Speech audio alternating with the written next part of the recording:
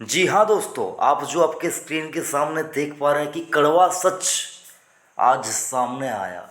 तो क्या है ये कड़वा सच जो आज सामने आया और जो आपको यहाँ पर एक तरफ देखे बहुत खुशी भी देंगी और एक तरफ दुख भी होगा। तो कौन खुशी यहाँ पर देने वाला है, कौन दुख देने वाला है, ये सारा कुछ आपको इस वीडियो के लास्ट में पता चल जाएगा। तो वीडियो ज़रूर से लास्ट तक देखिए। और आपसे एक छोटा सा रिक्वेस्ट करना चाहूँगा, अगर आप चैनल पर पहली बार आए हैं और अभी तक चैनल को सब्सक्राइब नहीं किया तो बिल्कुल सही जगह पर है। चैनल को सब्सक्राइब कीजिए, नोटिफिकेशन को हिट कीजिए और जुड़े रहिए नो अबाउट इन्वेस्टमेंट चैनल के साथ। तो दोस्तों, यहाँ पर रिलायंस इंडस्ट्री और यस बैंक दोनों का ही रिजल्ट आता हुआ हम लोगों को दिख रहा है। अभी जो कड़वा सच यहाँ पर आया है कि एक ने तो शानदार रिजल्ट यहाँ पर एक का आया है, एक स्टूडेंट का, और एक स्टूडेंट ने यहाँ पर देखे तो सर रिजल्ट जो कि है खराब लाया है। तो कौन है जो रिजल्ट अच्छा लाया है? जी हाँ दोस्तों, बाजार का दिग्गज रिलायंस इंडस्ट्री रिजल्ट की बात करें, शानदार रिजल्ट यहाँ पर आते हुए आपको देखने को मिलेंगे। और यहाँ पर देखें तो सर यस बैंक का जो रिजल्ट आया है उन्होंने यहाँ पर लॉस दिखाया है, एनपीए में बढ़ोतरी दिखाई है। रिजल्ट आपके साथ डिटेल में डिस्कस करूंगा, तो उसके लिए हम लोगों के यहाँ पर जो एक्सचेंज की वेबसाइट के ऊपर जो पीडीएफ अपलोड होता है उसको हम लोग यहाँ पर ओपन करेंगे। तो चलिए एक बार हम लोग उस पीडीएफ को ओपन कर लेते हैं। तो यहाँ पर मैंने पीडीएफ ओपन कर लिया है। आप देख पाएंगे audited consolidated segment information for the quarter and year ended 31 मार्च 2021। और ये जो फिगर्स है बात कर रहा हूँ रिलायंस की, डेफिनेटली फिगर्स करोड़ में ही होंगे। तो यहाँ पर आप देख पाएंगे मैंने सेगमेंट वाइज यहाँ पर जो रिजल्ट है वो यहाँ पर सबसे पहले आपको दिखाना जरूरी समझा। आप देख पाएंगे जो इनका सेगमेंट है, अगर आप देखें इनका O2C यानी कि ऑयल टू केमिकल करके जो सेगमेंट है, उसके बाद आप देख पाएंगे oil and gas, retail, digital services और फाइनेंशियल सर्विसेज और जो अदर सर्विसेज है। यानी कि अगर आप देखिए इनका जो मेन प्रोडक्ट है वो O2C यानी कि ऑयल टू केमिकल। तो यहाँ पर अगर आप देखेंगे तो जो ऑयल टू केमिकल यानी कि O2C जो इनका कारोबार है, वहाँ पर अगर आप देखें रिजल्ट जो कि है क्वार्टर ऑन क्वार्टर और ईयर ऑन ईयर दोनों आप मिलाकर देख लीजिए, आपको यहाँ पर अच्छे दिखेंगे। लेकिन अगर आप इस आंकड़े को थोड़ा बहुत, अगर आप इस आंकड़े को थोड़ा बहुत यानी कि कंप्लीट जो कि है सर यहाँ पर फिनेंशियल ईयर वाइज देखेंगे कि पूरे फिनेंशियल ईयर में क्या कुछ हुआ, तो सर आपको थोड़ी सी मायूसी देखने को मिलेगी। लेकिन इस क्वार्टर की बात करें, पिछला जो कुछ हुआ सर उसको भूल जाइए। बाजार आगे की तरफ देखता है, आज को देखता है। कल उसने क्या गलती की, उस गलती का सजा उसको आज मिल रही है। बाजार इसको बहुत ज़्यादा मतलब नोटिस नहीं करता जितना मेरे को मार्केट से समझ में आया है। बाजार हमेशा अगर आप देखें स्ट्रेट फॉरवर्ड सोचता है, यानी कि सीधी बात यहाँ पर बाजार सोचता है। तो यहाँ पर देखेंगे दोस्तों, यहाँ पर 1,01,080 करोड़ का जो कि है इनका रेवेन्यू आया है। उसके बाद अगर आप देखिए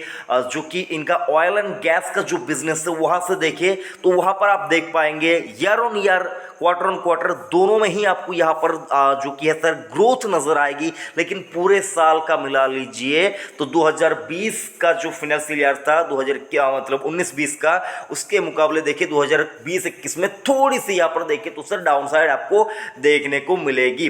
रिटेल की बात करें दोस्तों तो रिटेल में भी आपको साल भर का देखें तो सर पूरे साल भर का अगर आप देखें वहाँ पर थोड़ी सी मायूसी देखने को मिलेगी। लेकिन अगर आप quarter on quarter year on year देखें तो सर अच्छा रिजल्ट यहाँ पर आता हुआ दिख रहा है। फाइनेंशियल सर्विसेज की बात करें तो जो जियो मनी करके वगैरह जो कुछ है सर उसका आप मिला लीजिए तो मतलब इतना ज़्यादा इम्पैक्ट नहीं डालता। डिजिटल सर्विस देखें तो सर यहाँ पर देख पाएंगे डिजिटल सर्विस में आपको पूरा जो कंप्लीट है सिर्फ और सिर्फ quarter on quarter digital service में आपको यहाँ पर थोड़ी सी जो कि है सर ग्रोथ नहीं दिखा है। बाकी आप देखेंगे पूरा फाइनेंशियल ईयर का मिला लीजिए ग्रोथ देखने को मिलेगी। आप अगर quarter on year on year देखें तो वहाँ पर भी आपको यहाँ पर डेफिनेटली ग्रोथ देखने को मिलेगा और पूरे फाइनेंशियल ईयर का तो भी आपको यहाँ पर तेजी या फिर कह लीजिए ग्रोथ देखने को मिलेगी। सिर्फ और सिर्फ क्वार्टर ऑन क्वार्टर आप देख पाएंगे 23,678 करोड़ के मुकाबले 22,628 करोड़ का रेवेन्यू आया है। Gross value of sales and services की बात करें तो आप देख पाएंगे यहाँ पर 1,91,493 करोड़ क्या इनका जो कि है सेल्स हुआ है, रेवेन्यू आया है। और उसी के साथ साथ अगर आप देखेंगे इबिटा की बात करें, इबिटा भी आपको यहाँ पर बढ़ता हुआ ही नजर आया है। और अगर आप देखें जो कि है सर यहाँ पर इनका प्रॉफिट का जो पार्ट है उसको भी आपको एक बार देखना चाहिए।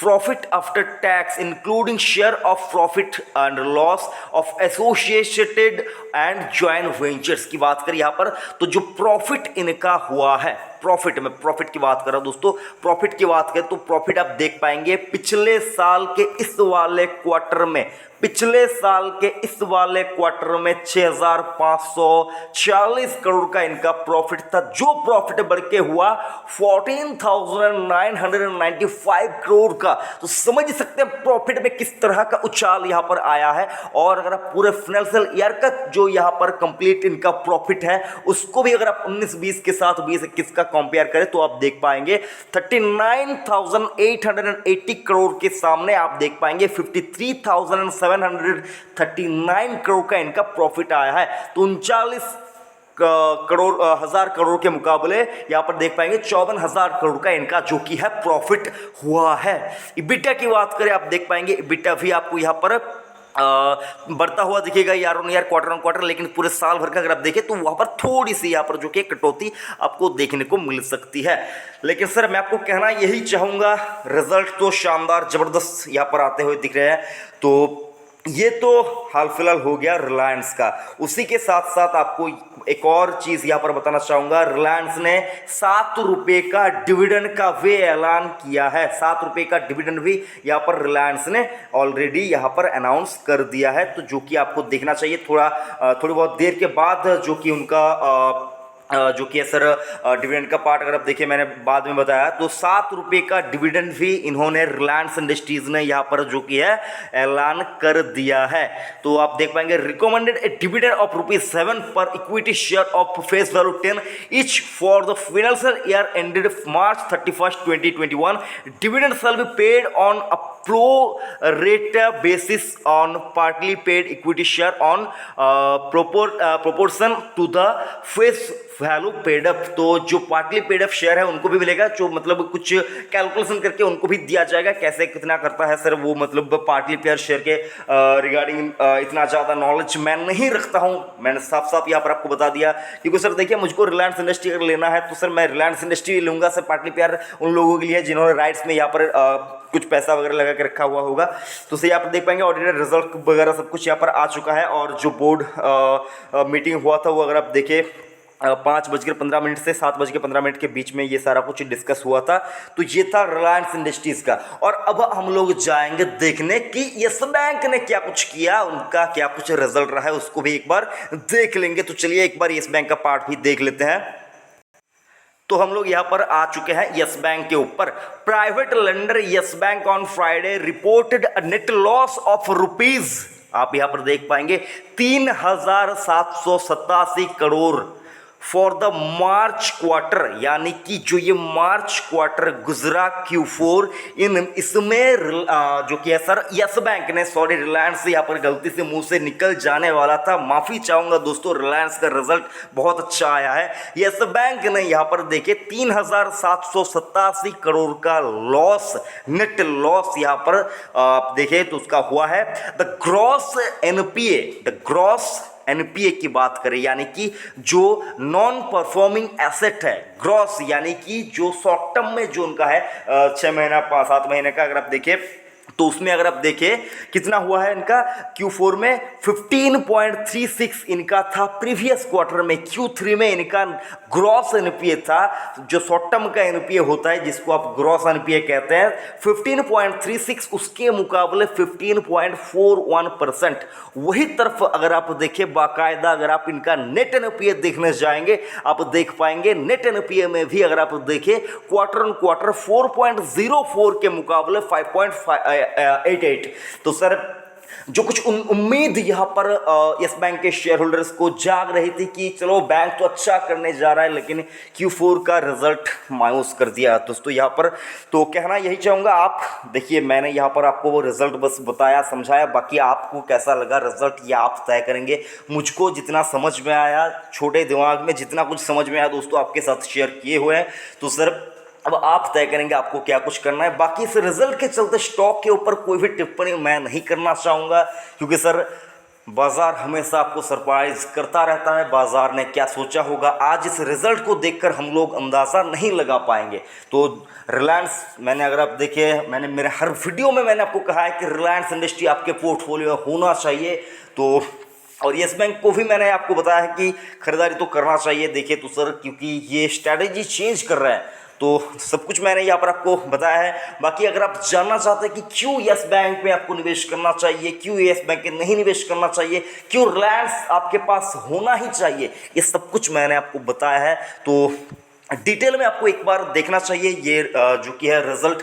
आप चाहे तो मैं इसका लिंक दे दूंगा, पीडीएफ आप कैसे डाउनलोड करेंगे कमेंट कीजिए, मैं ज़रूर से बता दूंगा। बाकी एज सच और कुछ पूछना चाहते हैं, बाकी सर एक मेरे एक फेवरेट स्टॉक है जो कि CDSL, उसका कल रिजल्ट आने वाला है सर। तो उस रिजल्ट के ऊपर भी बहुत से लोगों का नज़र यहाँ पर जो कि है रखे हुए हैं, लेकिन CDSL का रिजल्ट इतनी आसानी से मिलता नहीं है, सब ढूंढ नहीं पाते हैं। तो सर चिंता करने की कोई दिक्कत की बात ही नहीं है। CDSL का रिजल्ट जब आएगा तो आप तक आपका भाई पहुंचा देगा। बाकी कौन सा रिजल्ट आपको समझ में नहीं आया, आप जानना चाहते हैं, कमेंट कीजिए नाम, रिजल्ट अगर आ चुका है या फिर नहीं आया है उसके ऊपर वीडियो बनाकर आपके लिए ज़रूर से मदद करूंगा। तो बोलने में हिचकिचाइए मत और चैनल को ज़रूर से सब्सक्राइब कीजिए। वीडियो अगर अच्छा लगता है तो वीडियो को लाइक भी किया कीजिए, अपने दोस्तों के साथ शेयर कीजिए, लोगों को इनकरेज कीजिए मार्केट की तरफ आने के लिए, क्योंकि सर एक मार्केट ही है जो आपको अमीर बना सकता है। अगर आप देखिए चारों ओर, अगर आप देखिए इन्वेस्टमेंट के लिए कोई ऑप्शन ही नहीं बचा, सिर्फ और सिर्फ इक्विटी ही मुझको अच्छा लगता है पर्सनली। बाकी बहुत से लोग होंगे जिनको PPF अभी भी अच्छा लगता है, जिनको पोस्ट ऑफिस में कभी भी करना अच्छा लगता है, जिनको LIC की पॉलिसी अच्छी लगती है, बहुत से लोग होंगे। कुछ लोग तो सेविंग्स अकाउंट में पैसे रखकर भूल जाते हैं। तो लोगों को बताइए कि मार्केट की तरफ आइए, अपने रिश्तेदारों को बताइए, दोस्तों को बताइए, क्योंकि मार्केट ही इकलौता एक जगह है जहां पर आप आकर अपने पैसे की असली वैल्यू को समझ पाएंगे। तो यही कुछ था। बाकी रिलायंस इंडस्ट्रीज, यस बैंक दोनों ही मेरे निजी पोर्टफोलियो में है, जो कि एक डिस्क्लेमर था। इसके ऊपर बेस करके आपको मैं कोई भी खरीदारी या बिकवाली की राय नहीं दूंगा। तो यही कुछ था। थैंक यू, जय हिंद।